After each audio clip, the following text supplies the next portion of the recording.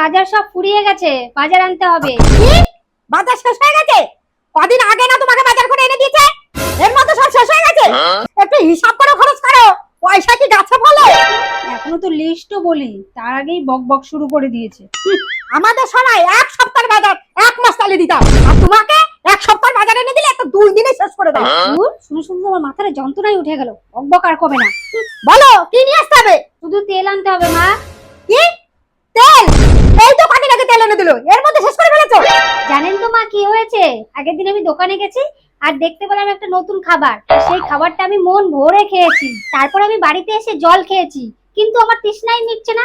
তারপরে করেছি কি, আমি তেলের বোতল ধরে ঢক ঢক করে তেল খেয়ে নিয়েছি।